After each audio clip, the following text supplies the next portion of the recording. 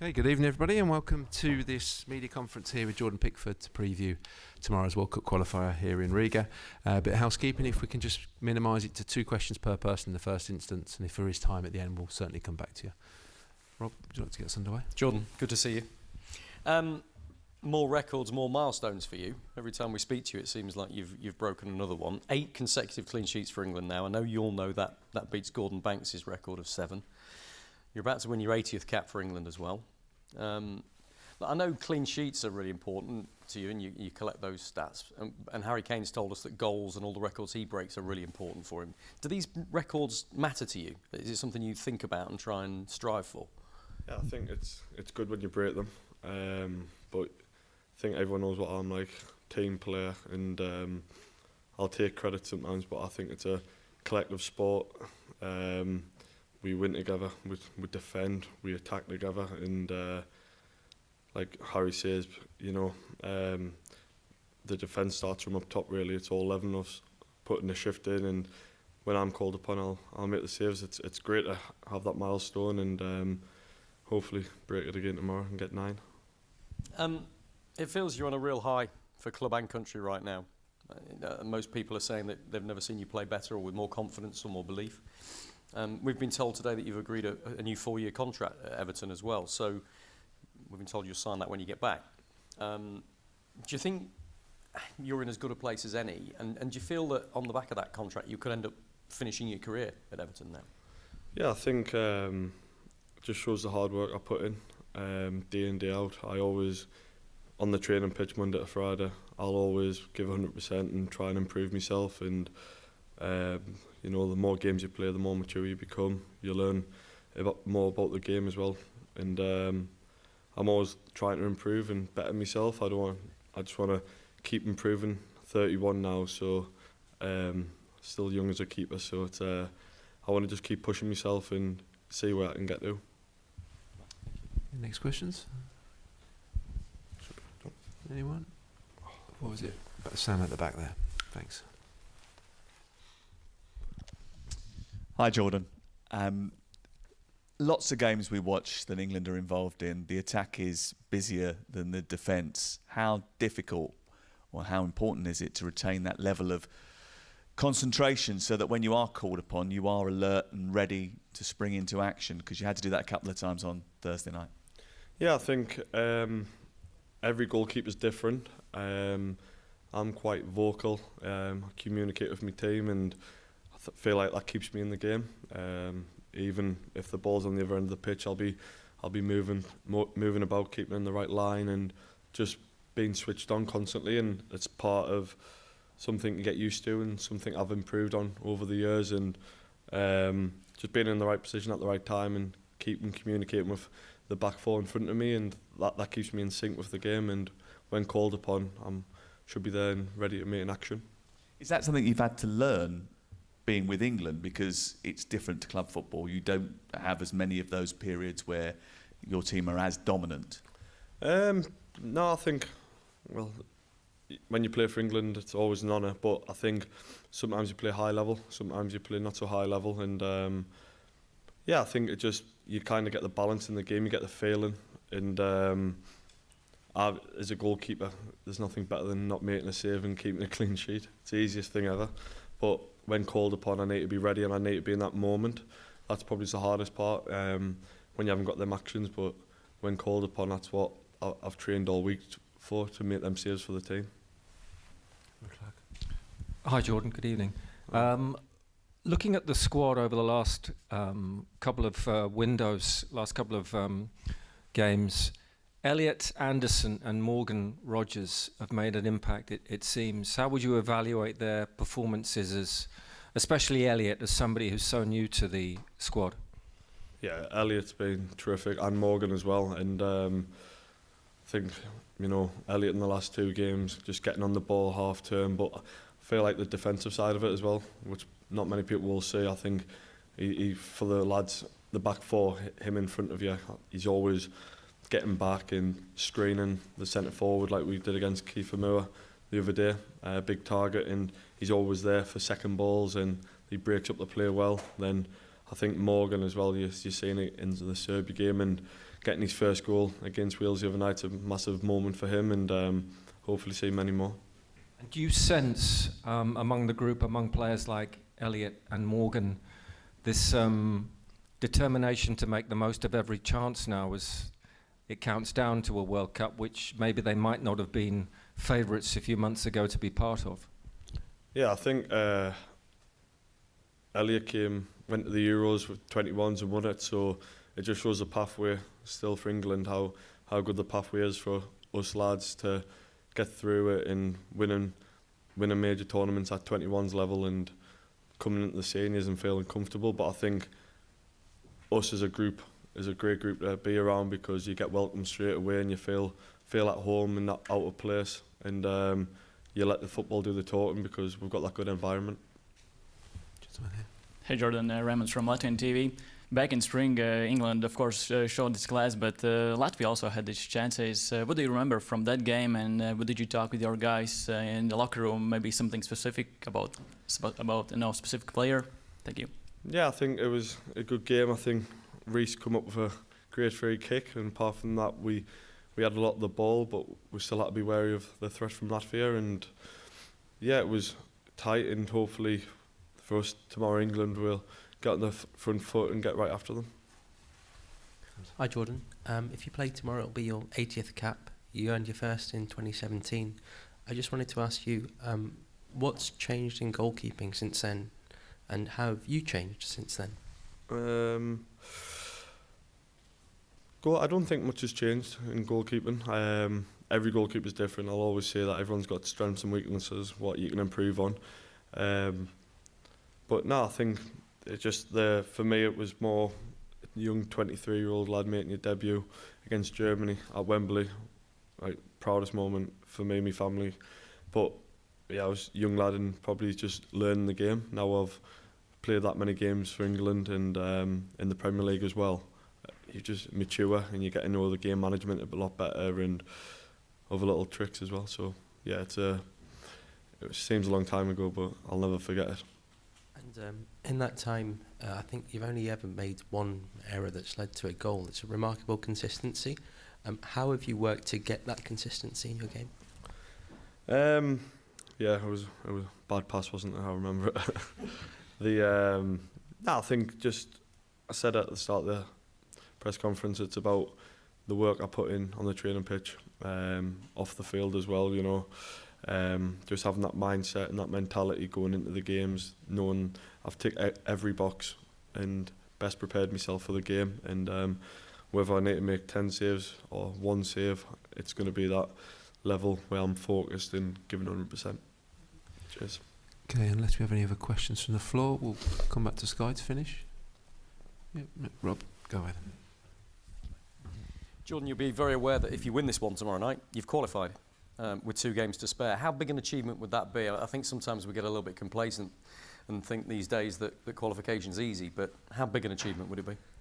No, it'll be a great achievement. That'll be, for me, it'll be my 5th major tournament consecutive. So, and you know, you're going to have challenges along the way in qualification, and I think we've done really well. We know probably a couple of games we've not scored as many goals as everyone wants us to score, but the games aren't easy, and the way teams play is a bit different. But we've got to get the job done tomorrow, and it'll be great to get the qualification done and top the group come tomorrow night. But then we've still got another 2 good games in November as well. But it's about getting that momentum with an England shirt on and winning every game you're playing in and having that feel-good factor. We talked to you about the records you're breaking all the time, and you say this would be your 5th tournament, which is an extraordinary record. But we spoke to Anthony Gordon last week, and he said every player has to be paranoid about their chances of making the World Cup squad, is the way he described it. With all those records you've got, have you still not gotten any comfort or feeling of complacency that if you qualify, you'll be on that plane? No, I think for me it's a lot what I do at club level. I've got to perform week in, week out for Everton and do that right, which I feel like I've done over a number of years now. Get that right, and I think putting the England shirt on will come by doing that. Then when I come on camp, show me best version of myself, and when called upon, being the best version of myself on the pitch as well. But I think it starts off by when you're back at your club level, playing at a high level and doing your best for your club, then hopefully get picked by the boss and go from there. Okay, thank you everyone. We'll have Thomas Tuchel shortly. Good? Yeah. Cheers guys, thank you.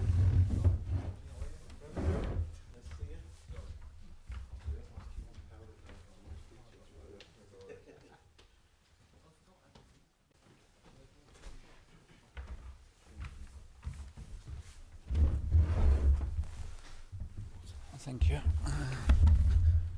Okay, now Hello, joined by good evening. England coach Thomas Tuchel. Again, 2 questions per person, and if we get time, we'll come back to you. Rob, do you want to get us started when Thomas is ready? Okay, go.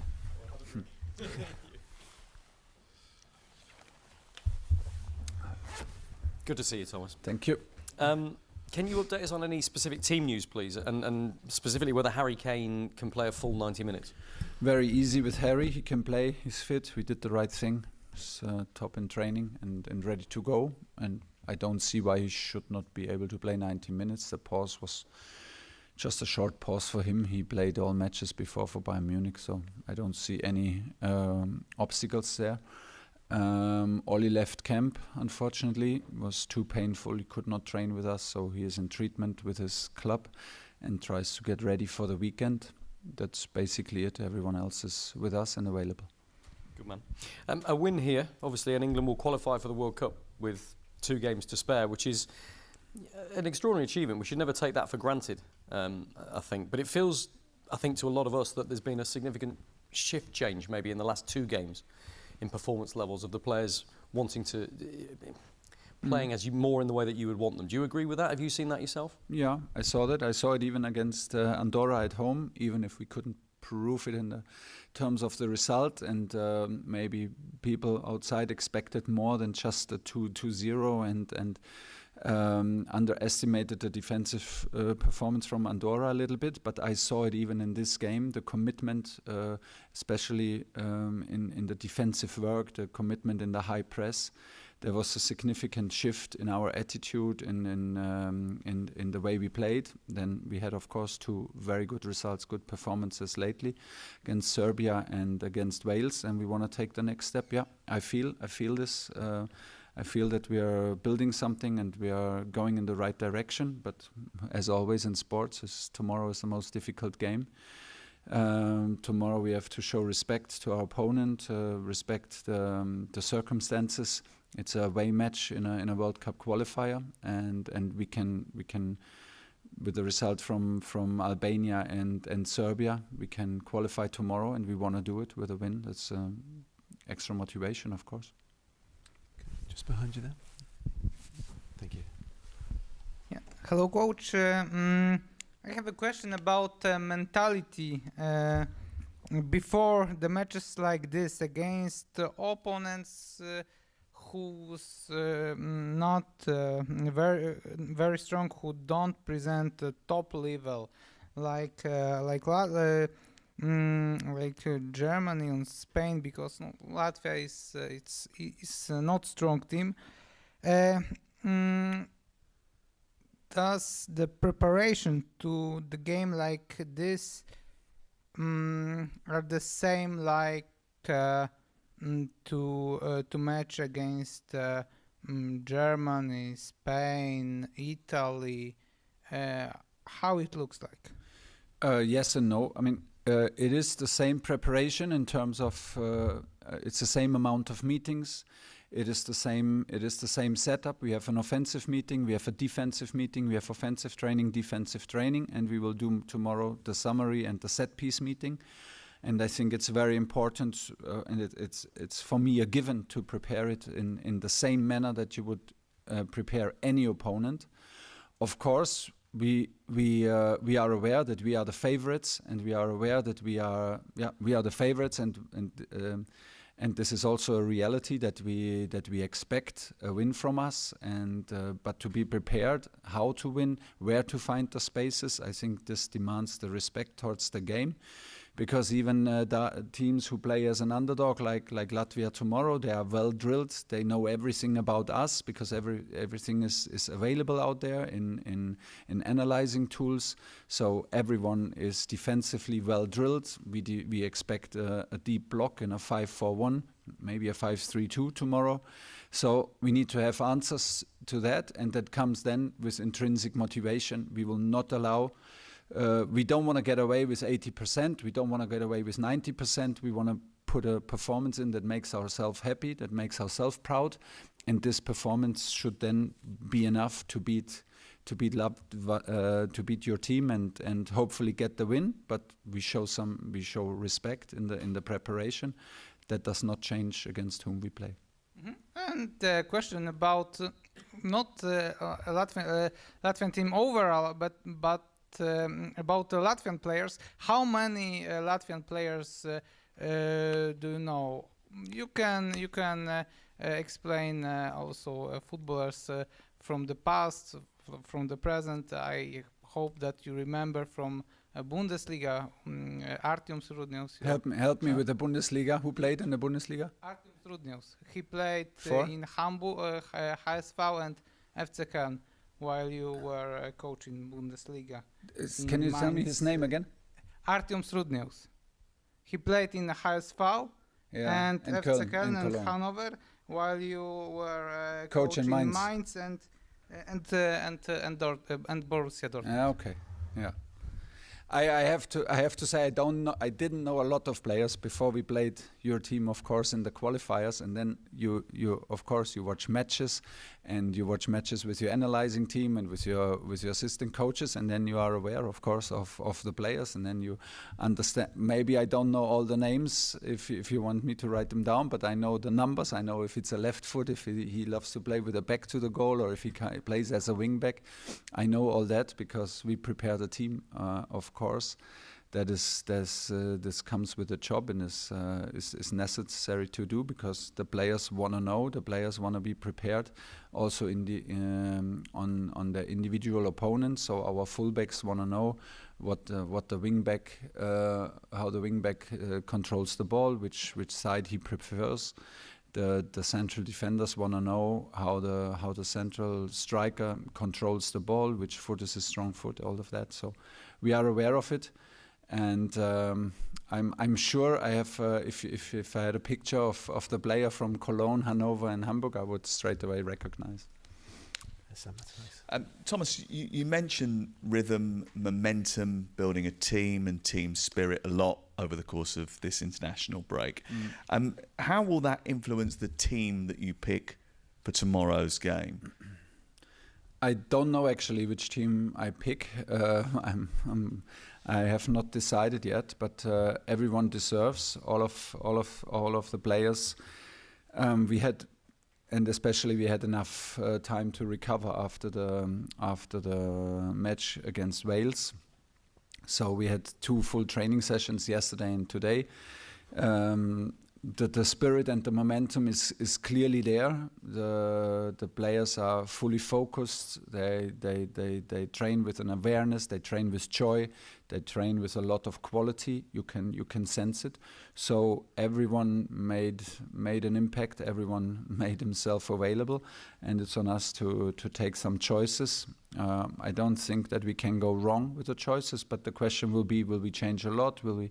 How do we manage maybe some minutes? But the focus is on building a strong team, starting in a strong team, starting also a team that is used to play with each other, to not give any wrong signals, because it's a given to respect the opponent, and we need a strong team and a strong performance to win a away game in a World Cup qualifier. You mentioned earlier that you expect your team to win. You demand that your team win tomorrow. That would mean qualification. If you do qualify, it means that you have 2 extra games at the end of this qualification period, which become effective friendlies, really. What opportunities does that give you in the next international break? And are there any frustrations that it'll be such a big gap between the end of this month and the next competitive game? Yeah, this will be a long break. But it is what it is. The point is to not dwell on problems, but to find solutions and to turn it around and find solutions that we have maybe an advantage out of it. However, we will do this. Believe it or not, my thoughts are not about November right now, because it will change a lot if we can fix qualification or not. So this is where all the energy goes. At the moment, when I say I expect a win, I expect first of all a performance that makes us the deserved winners. I know good enough that it's never guaranteed to win football matches. Too many things can happen. Luck and being unlucky is such a big part of the game. But we are in the moment where we expect the next good performance, top performance from us, and that should give us all the chances to win. And then if we do that, we talk about the next step, but before, with full focus on tomorrow. Hi, Coach. Yanis from Baltic Football News. I have a question. In your coaching career, you have coached sides who have been heavy underdogs heading into the game, probably. Yeah. And my question is, if you put yourself for one night as a Latvian national team head coach, what will be the message to the players tomorrow before the game against England?